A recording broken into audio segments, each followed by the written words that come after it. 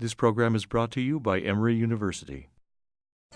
On October 30th, 2013, the Center for Faculty Development and Excellence at Emory University hosted a discussion titled Teaching with Public Scholarship.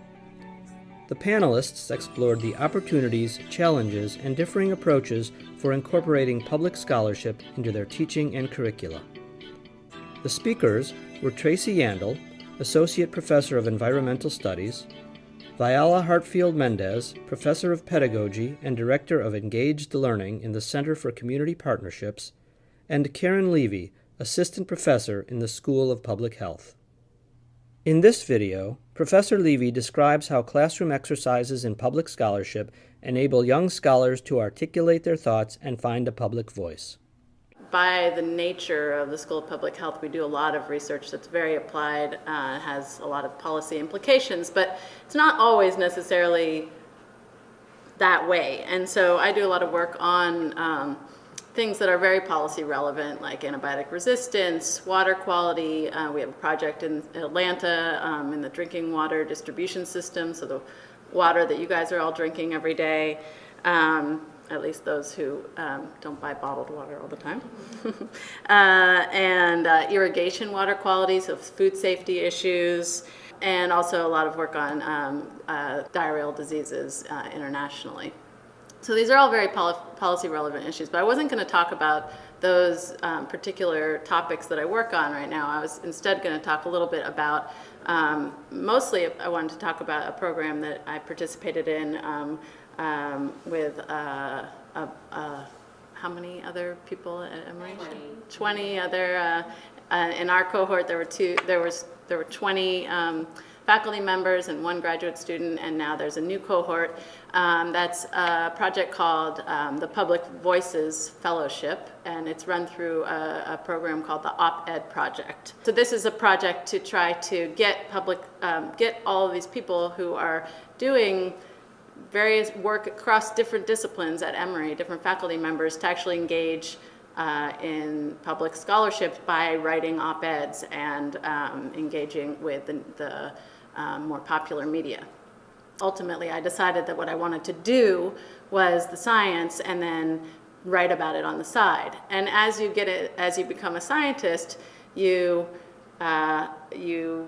the whole process of becoming a scientist is to narrow and narrow and narrow and narrow your focus. So I was always interested in maintaining the context of these important questions that I was asking, but and learning, the discipline of scientific writing is all about really putting these horse blinders on and making sure that you really have solid scientific evidence. And so you go through your program. I got my dissertation and postdoc and got to Emory in a tenure track faculty position, and then you don't really have time to do anything else other than, write papers, try to get tenure, etc. And I found that it actually didn't work for me psychologically to only do that, and I really needed another outlet of more writing outlet, and I missed the writing that I did and I had time to do while I was a grad student also on the side. And so for me it was really exciting to see this Public Voices Fellowship be an opportunity, because all of a sudden it was like, oh, okay, I can legitimately go and do some writing and actually have public scholarship be part of what I do. And I'm really excited about that, because that, I think, actually really expands my reach. But the program is very cool. It started with a woman named Katie Ornstein, who was involved in journalism, and she started this program because she looked around and she said, who's actually narrating the stories of the world? And if you look around at who's publishing op-eds, 80% of the op-eds that are published by men. So you could say, oh, well, come on, newspapers, do a better job. You should really be publishing more women's voices. But then you go and ask the newspapers, and it turns out that 90% of the submissions to op-ed pages are men. So actually the newspapers are doing a really good job. But who's not doing a good job is, we're not getting women's voices out there submitting their ideas. And why does this matter? Well, if you think about, Katie talks about the importance of getting ideas out there, because ideas become influential. So you can start with just having an idea, and if you put that forward in an op-ed, in some sort of social media venue, blog, Facebook posts, Twitter feeds, you get your idea out there and you start building credibility and a voice on different issues. And when if you follow what happens when people actually start speaking and in these types of fora, that those people are the ones who get contacted for radio and TV spots, speaking opportunities, book deals. They get that could lead to funding, fellowships, consulting gigs, different leadership positions, and ultimately influence and get to be part of the conversation of who's narrating the world that talk about it. And these are the thought leaders. And so the people who aren't starting to, aren't putting their ideas out there, all those ideas are lost. And so the whole program has really started to try and encourage women, minority, unheard voices to be more prominent in public, from academic or other audiences, but to get them out there into the public conversation. And if you actually, the other thing I talk about is you can actually trace back certain people and their careers, certain people in Congress or wherever, and you can trace it back to, well, they actually were writing op-eds when they were in college to the student newspaper, and then they started writing to city newspapers, and then they're in the New York Times, and now it's probably more like, well, they're have a popular Twitter feed, and then that's going on. So, but those careers of people of influence can be traced back to actually engaging in public scholarship or public outreach from a very early time. As a part of this fellowship, I ended up publishing 2 op-eds, one in the Huffington Post on organic food and whether it's healthier, and I had problems with a study that was published by some researchers, and so talked about the questions that were being asked by that study. And then I had another op-ed that was run in the Daily Beast, which is a Newsweek online publication, about I was pregnant at the time, and I actually got interested in the microbiome and the human microbiome and how that affects how mode of delivery, cesarean versus vaginal birth, affects the gut microbiota of infants. And so I published an article on that. Now, neither of those pieces were actually related to work that I was directly doing in my research.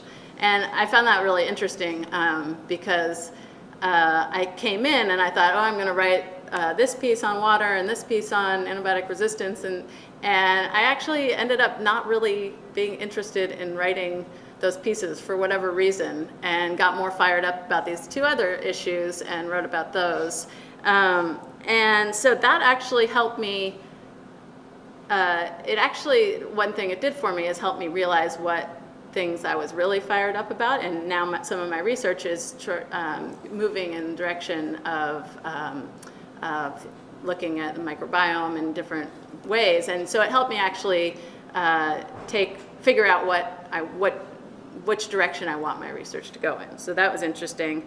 And it also, the whole process of sort of thinking about what I wanted to write about also made me really think about, well, what's important to research? What are important questions to ask?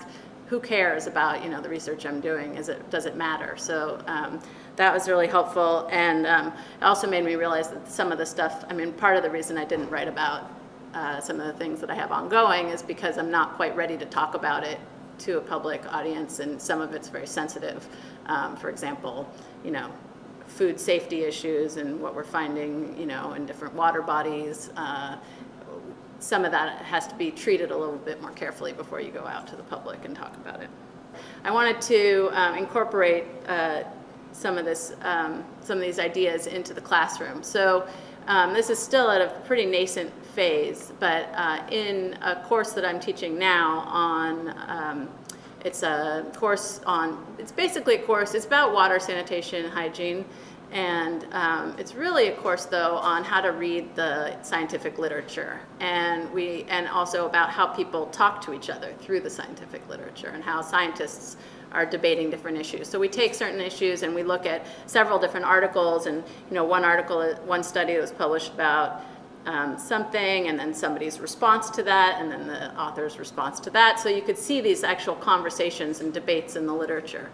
And the final assignment for that course is that students actually have to write a perspective piece or a letter to the editor in response to a recently published journal article. And so the assignment is actually quite short, but it requires a lot of background research to know what the issue, to be up on the current literature, know what the all the arguments are, that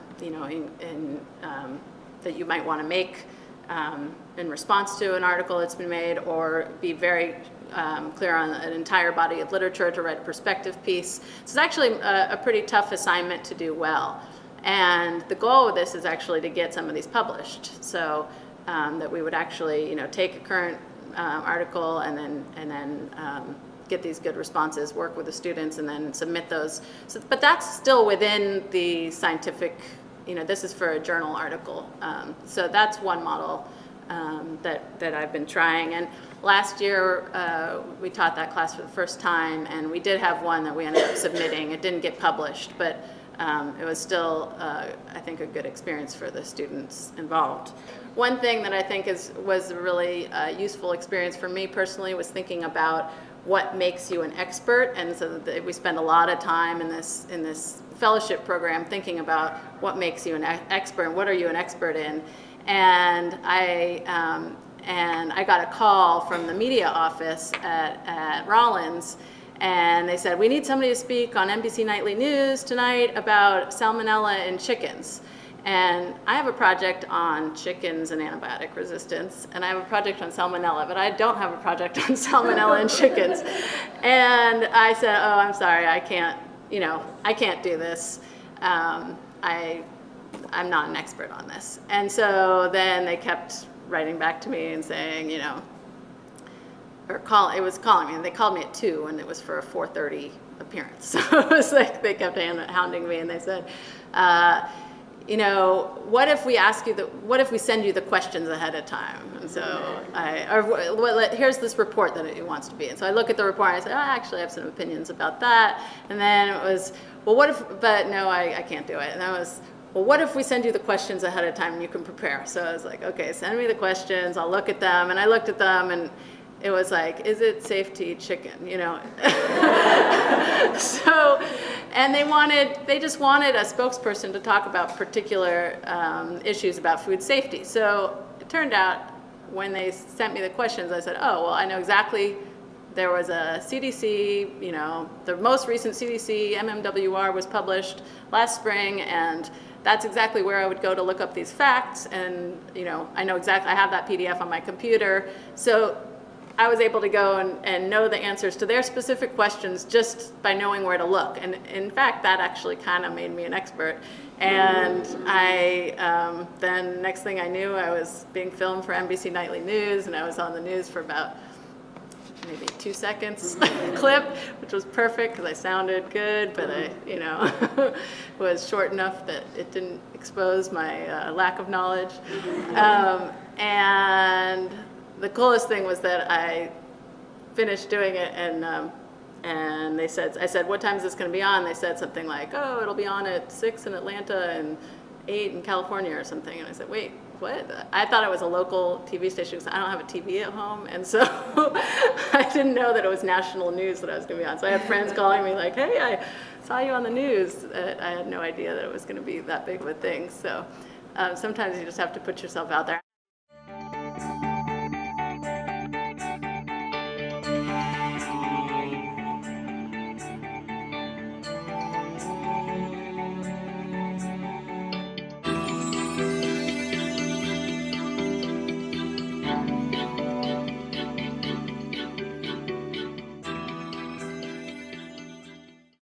preceding program is copyrighted by Emory University.